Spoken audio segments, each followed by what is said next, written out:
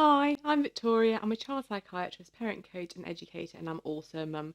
And I'm doing a series of videos answering some questions that parents have posed to me, parents who've joined my community Facebook group. They're really great questions, and today I'm going to be talking about moodiness. Whether it's your teen who's moody, your preteen, your tween. Kids can get moody really very early on.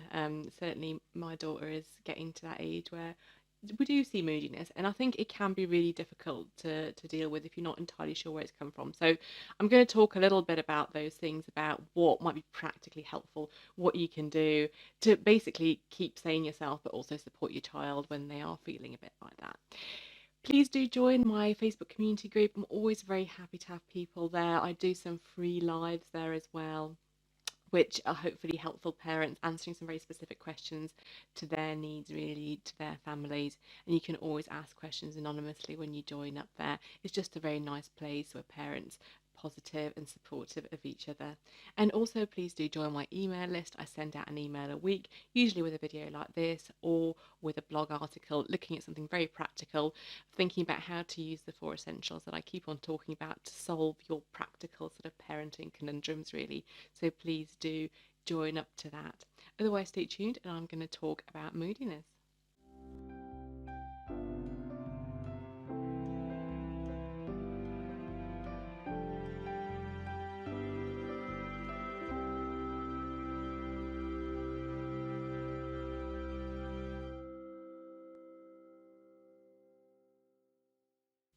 Firstly, I just want to say that moodiness is a normal part of life. We all experience it.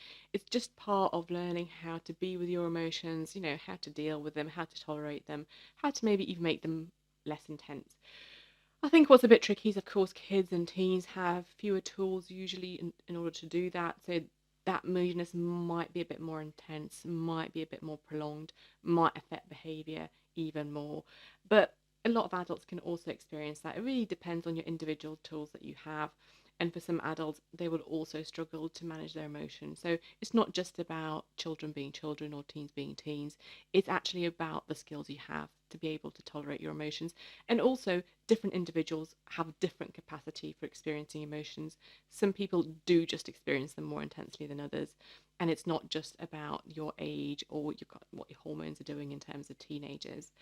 But there are very practical things that you can do to support your kids, no matter how old they are, whether they're teens or whether they're preteen. There's very, very practical things that you can do. And the first thing to think about is home being a safe place to experience emotions. Often children will try and keep things together in school or in places that are not kind of as safe. They do need a place where it's okay to just feel, horrible, worried, or whatever it is that's going on for them. And if at home we spend a lot of time telling them that, why they're so moody, they need to cheer up, or, I'm so sick of seeing you moody all the time, whatever it is, like, even if you're not saying those things, if your child has that sense that it's not okay for them to experience emotions. And this can happen if other people are really struggling in the family, for example, or if there's difficult things happening, like maybe a death or an illness, that means that people in the household are already suffering. If your child feels that they can't really feel things because it might burden other people, then it becomes not such a safe place for them to have feelings. And if there is no safe place for them to have feelings, then they build up and they can get more and more intense and become problematic. So it's important your child understands that they can experience things, like they can have a cry, they can go to their room, they can get angry, that those things are okay to do, and you will be able as an adult to cope with it. That you will notice it, you might ask about it, but it's okay. Like, you can tolerate that emotion, and that's absolutely fine for them to do, and your reaction will be normal. So it depends. Have a think about how you react to their feelings. Have a think about whether, even if you don't intend to, you end up sort of saying things or letting them know that it would be nice if those feelings were a bit less, because that will just give them the message that it's not okay. And sometimes we do it without meaning to. It just happens automatically, usually because we're having a terrible day ourselves. But just think about what your messaging is to your child, and whether what you're letting them know is, yeah, have feelings, I can tolerate that. It doesn't mean that I'll jump up and react in any way. Doesn't mean I have to do something, but I can manage it. I'm okay to manage it. It's important that they understand that. And I think that's where sensitivity comes in. So if you're overly sensitive to their moodiness, every time they rush to the room and slap on the door, you're going, oh, what's happened? Something happened at school? Is it what's gone on? And you become kind of really hyper vigilant about their feelings. This is not necessarily very helpful because we do all have emotions. We react to things that happen in the day, but it doesn't mean that we have to dig them up and stay with them for ages. We just need to have them and they need to pass, and we need to help ourselves, tolerate them in whatever way that might be, and everyone will have different methods of doing that. So it's about noticing feelings, but about not getting over involved with them or over worried about them. Because I think if children pick up that you're really worried about strong feelings, they start to think feelings as something that's dangerous, something that you shouldn't have, you should maybe avoid or suppress because they're bad.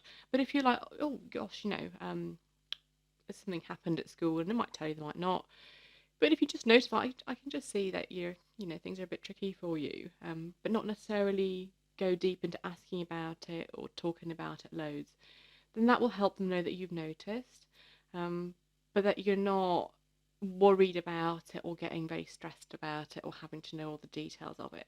And sometimes what works really well is actually kind of noticing in a more physical way. So, when they do come back from school clearly really upset, the thing that you do is not ask them what's happened, but go, oh, do you want to, do you want to go and finish watching that film we're watching? Because you're giving them something that's positive, that's time with you, not too intense. You're letting them know that you're sort of caring for them, and you're thinking straight away about how to support them, or bringing them a cup of tea and going, you just seem like you've had a bad day. I thought you might like a cup of tea or a bath or something like that. You're letting them know you've noticed they're not okay, and you're letting them know that you're caring for them in some very practical way, and that's what happens. You have emotions, and you just need a bit looking after, and then the emotions pass, and then that's kind of a normal thing to happen, a normal timeline for emotions, rather than getting overly sensitive and over worried about them. That's not the thing that you're trying to do with emotions. It's helping your children realize that they're not dangerous in themselves, that they're just part of normal life, and that usually they come to an end. Next thing to think about is boundaries. And I think what it is important to do is to establish for yourself what is okay in terms of expressing emotions. And this is especially true for sort of anger, because most parents will be fine with their kids crying or expressing sadness or happiness. Though some parents might want to decrease if their children get really excited, they might sort of want to dampen it down a bit. But yeah, it's about what's okay. Like, is it okay to shout at people? Is it okay to swear at people? Is it okay to break things in the house? Um, is it okay to hit someone? Because I think those are the things that get a little bit tricky, especially with expressing anger. And once you've established what is acceptable in your house, and speaking to your child about it, especially if they are getting angry a lot, and saying, look, getting angry a lot, I get it. Um, and that's a normal part of life. It's a reaction to things that happen. It's about finding ways of expressing that anger. And actually, slapping your sister is not a way to express that. We need to find a different way of you expressing that. Is it, about using a punch bag? Is it about, running out into the garden and having a scream? Is it about, I don't know, like, how do you kind of release that feeling? Do you actually need to like do exercise or go for a run or do, something like that? Because it's about, they will experience anger when they grow up. And if the way they react to it is, breaking something or punching someone, that's not going to be helpful for them either. So it's thinking, yes, anger happens. You do need to release it, but let's think about ways you can release it that are a bit safer and a bit more sort of proactive, really, rather than, the first person that's there, you end up, smacking them or whatever it is that happens. Think about how obviously you express your own anger as well. Some people do it through art and, draw stuff or like write a really long angry letter to someone but don't send it, for example. Kind of get it all out on paper, but save it and maybe look at it in a couple of days time and review it. It's all different ways of kind of doing it. But I think helping a child understand that these are the boundaries in this house. Yes, you can have feelings, but these are the things that are not okay to do. And if you have these feelings, we will find other ways of you expressing them that are a bit more acceptable and, not dangerous for other people, for example. And then thinking, of course, about nurture. And this is really tricky because sometimes when your kids are really moody, it can be difficult to want to spend time with them because they might be very unpredictable. So you might plan something really nice for them and they just go, "Oh, last minute, oh, actually, I don't want to do that and I'm not bothered about it." And it can just be hard to hold on to that positivity for them. So think about doing things that aren't too intense, especially if your child is quite unpredictable and they might be finding that you planning lovely big things is just really overwhelming for them at the moment. Even like maybe like watching a film is just a bit too long and a bit too much and they just need some time to themselves. So plan things with them that are fun, that maybe just a bit more short-lived. They're much more likely to be able to do, maybe are led by them. Maybe it's just you being alongside them while they do something they enjoy, or helping them out with like a craft or something that they like to do, rather than it being kind of something really intense that they have to finish or anything like that. So finding ways of having fun together that are fairly short, easy to kind of do at any time when it's a good time, and making sure that they do happen. And I think just spending that time together in a way that feels all right for your child, that's not too overwhelming, they're not feeling they have to, be happy in or have to behave in a certain way, that's kind of very much maybe alongside them. And things like, for example, watching, YouTube clips, or creating something or doing something together that you have to do, like cooking, where there's a task and it might seem to the child that the focus is the task, but actually you're also alongside them, actually building your relationship at the same time. So it's almost like sneaking in there to build your relationship, other than trying to do it through talking, because often kids who are moody don't necessarily want to talk to you loads about their feelings. They might do, but one of the difficulties that parents find is they don't. And actually spending time alongside them, they will probably end up telling you a bit more than just trying to have a direct, let's have a sit down and have a conversation.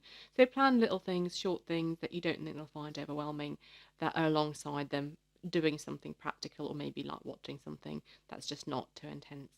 So hopefully you found that helpful, a lot of practical advice in there. As I say, please do subscribe to my email, and do come and join the community group. I love to make things very practical, hopefully easy to implement, and hopefully I will see you there.